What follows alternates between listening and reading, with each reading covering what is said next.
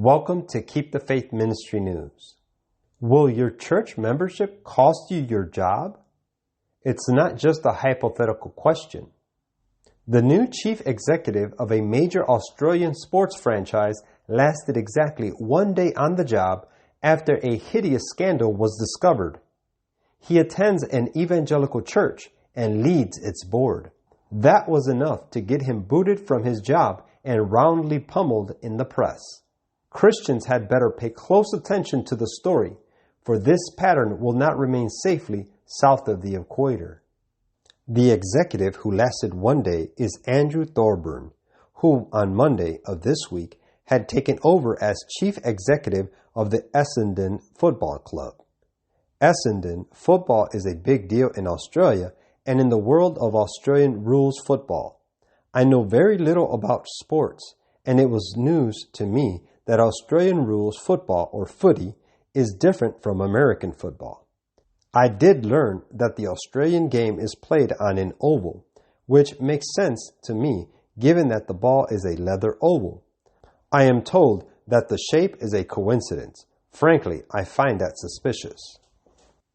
In any event, Essendon needed a new chief executive, and Andrew Thorburn seemed to be quite a catch, given that he had served as CEO of the massive National Australian Bank known as NAB.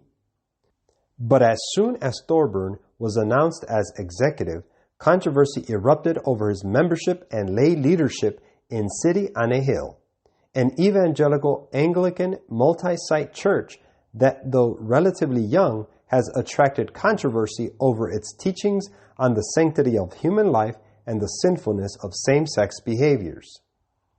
Thorburn is listed as chairman of the church's board, and the attacks came swiftly. Daniel Andrews, Premier of Victoria, referred to the Melbourne-based church and its views by saying, quote, "Those views are absolutely appalling. I don't support those views, that kind of intolerance, that kind of hatred, bigotry. It is just wrong." The Premier was raised and educated as a Catholic, and the Catholic Church holds to the same moral teachings as City on a Hill in this case. But Andrews, who belongs to the socialist left, has made clear that he is pretty much over being Catholic as well. He clearly wanted Andrew Thorburn's tenure with Essendon to be over, and within hours it was.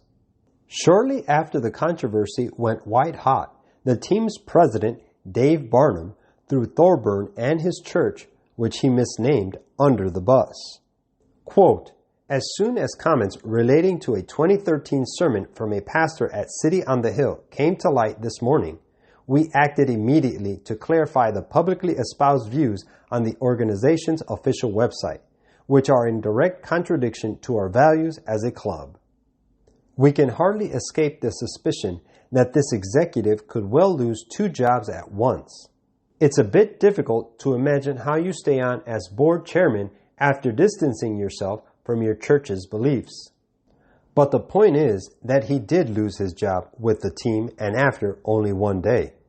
The signal is now sent. Be careful who you hire.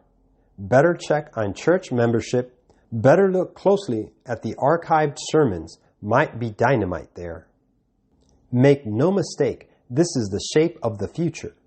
This canceling of Christians because of church membership will not be limited to Australia, to footy, or even to sports. Law firms and other professional organizations have been doing such checks for years already.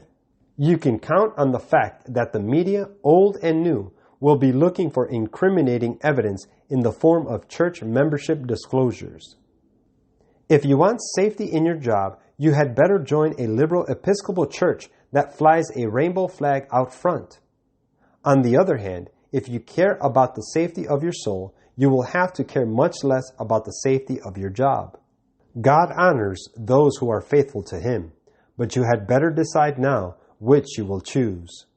The enemy is developing persecution of Christians in our day as he has done in previous ages. Quote, "The persecutions visited for many centuries upon this God-fearing people were endured by them with a patience and constancy that honored their Redeemer.